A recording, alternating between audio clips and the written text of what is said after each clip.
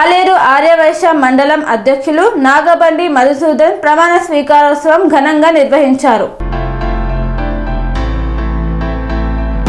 యాదాద్రి భువనగిరి జిల్లా ఆలేరు పట్టణంలోని ఆర్యవైశ్య భవనంలో ఆలేరు మండల ఆర్యవైశ్య సంఘం నూతన కార్యవర్గ ప్రమాణ స్వీకారోత్సవంలో జిల్లా అధ్యక్షులు శ్రీనివాస్ చేతుల మీదుగా మండల అధ్యక్షుడు నాగమండి మధుసూదన్ ప్రమాణ స్వీకార కార్యక్రమాన్ని నిర్వహించారు. ఈ కార్యక్రమంలో ప్రధాన కార్యదర్శి ఐత వెంకటేష్, కోశాధికారి కస్తూరి వెంకటేష్, ఉపాధ్యక్షులుగా జిల్లా శ్రీనివాసులు, సముద్రాల శ్రీనివాస్, కార్యవర్గ సభ్యులు తదితరులు పాల్గొన్నారు.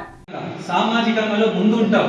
ఎవ్వరు వచ్చినా మనం చందాలు రాస్తాం, సహాయం చేస్తాం. 10 రూపాయలు లేకపోయినా ఊరుకుంటాం, 10 రూపాయలు ముంచినా ఇంకోని చెప్పుకో. ఇక్కడ రాజకీయానికి వచ్చే వరకు మొత్తం వెనకబడి ఉంటాం.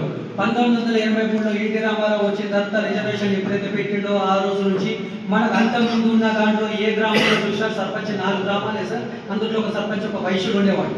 ఇవాళ రిజర్వేషన్స్ వచ్చిన తర్వాత మొత్తం కనుమరుగైపోయాడు. వైశ్యుడు అంటే రాజకీయానికి వ్యతిరేకం అయిపోయింది.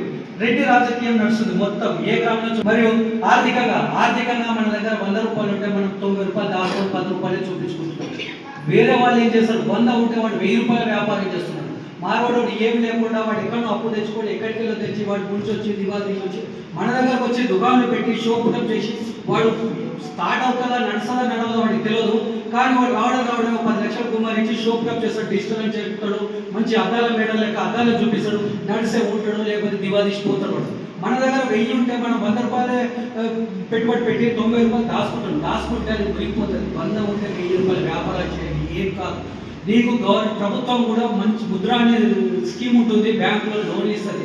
మన స్టేటస్ చూసుకోండి, మనం ఆర్థికంగా అభివృద్ధి చెందితేనే మనం కాపాడుకోగలుగుతాం.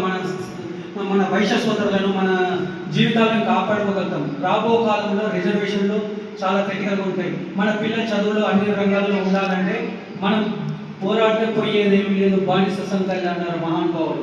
అలాగే మనం భయపడకుండా వ్యాపారాలు చేయండి. ఇప్పుడు జిఎస్టీ వచ్చింది, కంపల్సరీ మనం జిఎస్టీ కట్టే తెస్తున్నాం, కట్టే అమ్ముతున్నాం. ఒకప్పుడు ఏముంటే సెంటెక్స్ ఉంటే సరే మనం చూపించకుండా జీరోలు చేసామో ఏదో చేసాం. గత వదిలేయండి. ఈ రోజు నుంచి వ్యాపారాలకు ముందు రండి. మన వల్ల మనం ఎవరిని దోసుకొని తినట్లేదు, వ్యాపారం చేస్తాం. వ్యాపారం అంటే ట్రేడింగ్ అంటే 10 రూపాయలు తెచ్చినప్పుడు ఒకటి. మనం ఒక ట్యాక్స్ కట్టుకున్నప్పుడు జిఎస్టీ గవర్నమెంట్ వసూలు చేస్తుంది. ఒక ఇన్సూరెన్స్ కట్టుకుంటే 18%, 9%, 5% ఒక 7% ఇస్తే దానికి జిఎస్టీ పోతుంది. ప్రతి దాంట్లో ప్రభుత్వమే ఫస్ట్ దోసుకుంటుంది, మనం కాదు.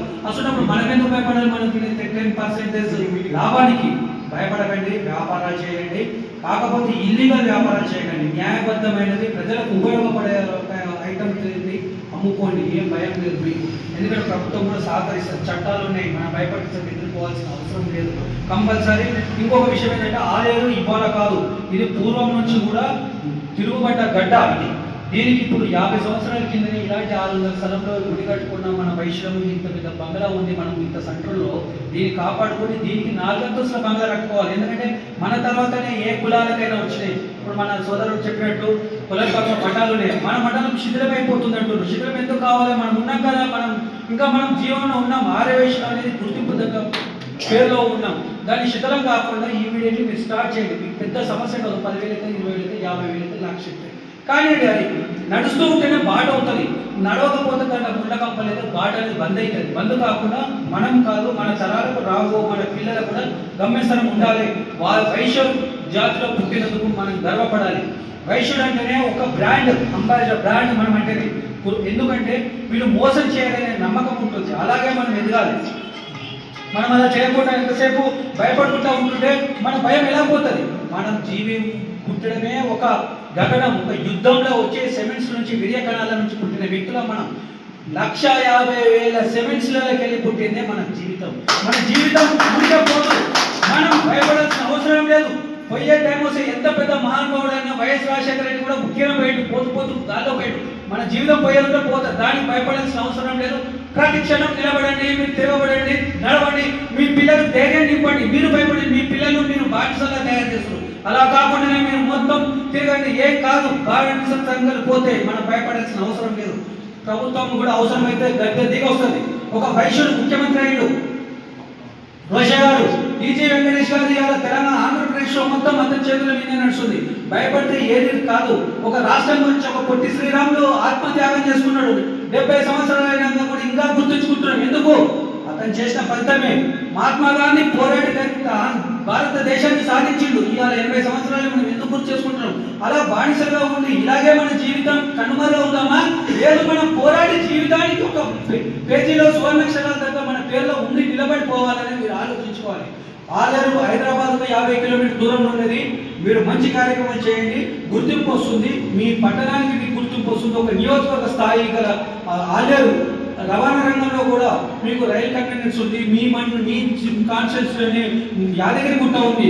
ప్రపంచ వ్యాప్తంగా గుర్తుంటున్నటువంటి యాదగిరి గుట్టలో మీరు వ్యాపారాలు పెట్టండి. ఎవడెవడో ఎక్కడికి వచ్చి వాడు ఆంధ్రలో హోటల్ పెడతాడు, లేకపోతే ఇంకెవడో వచ్చి ఇక్కడ పెడతాడు. మీరు అన్ని రంగాలలో డెవలప్ కాండి. బట్టల షాపులు పెట్టండి, బంగారు దుకాణాలు పెట్టి. ఒకటే మనకు తెలిసింది కిరాణా షాప్. ఆ కిరాణా షాప్లో ఓడిపోవడం మనమే పోటీ తెచ్చుకుంటున్నాం. ఎందుకు? వేరే మారండి, ట్రెండ్లు ఆన్లైన్ అయినాయి, వందల రకాల వ్యాపారాలు అయినాయి. ఇప్పుడు రాబో కాలంలో ఇప్పుడు మొత్తం మార్ట్స్ వచ్చినాయి, ప్రతి ఒక్క మార్ట్స్ వచ్చినాయి. ఆ మార్ట్స్ తగ్గట్టు చూసుకుంటే ప్రతి సంవత్సరము మన పరిస్థితులు, సంఘం పరిస్థితులు దిగజారుతున్నాయి తప్ప ఎలాంటి డెవలప్మెంట్ కనిపించట్లేదు. ఆలేరు మండలము వైశ్య సంఘం అన్నా, కొలనుపాక వైశ్య సంఘం అన్నా ఎంతో ఉన్నతంగా పరిస్థితులు ఉండేవి. పని చేయడానికి కూడా ఉత్సాహంగా వచ్చేవాళ్ళు. ఏదైనా పదవి తీసుకోవాలన్నా చాలా సంతోషంగా వచ్చేవాళ్ళు.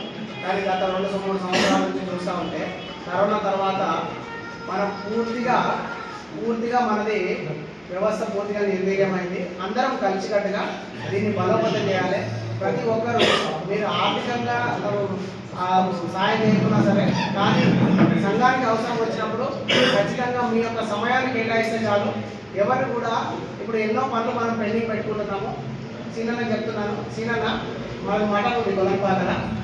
మఠం అంటే ఎవరి కులం ఆధారంగా నడిచేదాన్ని వాళ్ళ మఠం అంటారు. ప్రతి కులానికి ఒక మఠం ఉంది. ఏ కులం అయితే నిర్వహించుకుంటారో ఆ గుడిని వాళ్ళ మఠం అంటారు. మఠం అంటే మనకు ఏ కులం ఆధారంగా నిర్వహిస్తే ఆ కులానికి సంబంధించిన మఠంగా అంటారు. అన్ని కులాల మఠాలు కొలంపాకలు అభివృద్ధి చేస్తున్నాయి.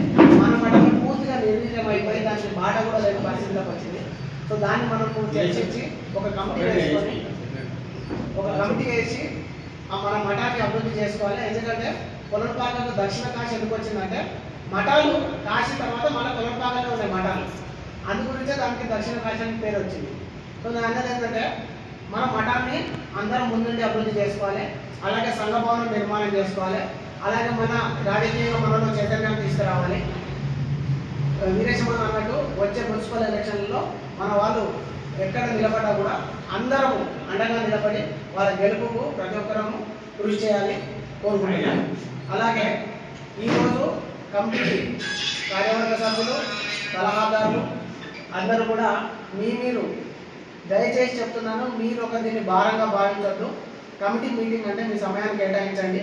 కమిటీ మీటింగ్ ఎందుకు అవసరం అంటే మనలో జరిగే డెవలప్మెంట్, ఎవరిది ఏం పరిస్థితి ఉంది, మన బిల్డింగ్ పరిస్థితి ఏంటి, అసలు మాట్లాడుకున్నా దానికి పునాది వేసినామా లేదా, దానికి నిధులు సమకూర్ణయా లేదా, దానికి ఎవరైనా మీ సాయం ఏమైనా అవసరం ఉంటుందా. సాయం అంటే ఇప్పుడు ఒక డిజైనే అనుకోవచ్చు, ఏదైనా లోపమే ఉంది డిజైన్లో, లేదా అసలు మొదలే కాలేదు అంటే దానికి ఏం చేయాలి, ఒక ఉత్సాహం వస్తుంది. నలుగురు వచ్చి దాన్ని మాట్లాడుతున్న ఉత్సాహం వస్తుంది. దయచేసి అందరూ కూడా మీ వంతుగా మీరు పాల్గొంటే చాలు. మనం ఇప్పుడు మన సత్యం చేయడానికి అసలు నిధులకు కొరత లేదు. ఆ బిల్డింగ్ పూర్తి చేయడానికి ఎలాంటి నిధులకు కొరత లేదు. కేవలము ఎవరో ఒకరు ముందుకు వచ్చి దాన్ని భారంగా భావించకుండా దాన్ని ముందు నిలబడి చేయిస్తే మనకు శాశ్వతంగా మనకంటే ఒక మండల భవనం ఉంటుంది. అది మనకు అందరికీ కూడా భవిష్యత్తులో ఉపయోగకరంగా ఉంటుంది. అందరూ కూడా అన్నిగా భావించదు. అందరూ కూడా వచ్చి దాన్ని సహకరించవలసిందే కోరుతున్నాను. సెరెనిటీ మోడల్ హై స్కూల్ విద్యార్థులకు అమ్మఒడి, సామాన్యులకు అందుబాటులో ఉన్న బడి సెరెనిటీ. మేడ్చల్ జిల్లాలో మేటిగా నిలిచి సాటిలేని ఫలితాలను సాధిస్తున్న నంబర్ 1 స్కూల్ సెరెనిటీ. మా ప్రత్యేకతలు ప్రతి విద్యార్థి పట్ల వ్యక్తిగత శ్రద్ధ, activity based learning and digital classrooms, computer lab, 100% ఫలితాలు, sports and cultural activities, yoga, abacus మరియు Vedic maths education. Please visit Serenity Model High School, Nagaram. Admissions are in progress. Call 040-271-46899 and 040-271-48699.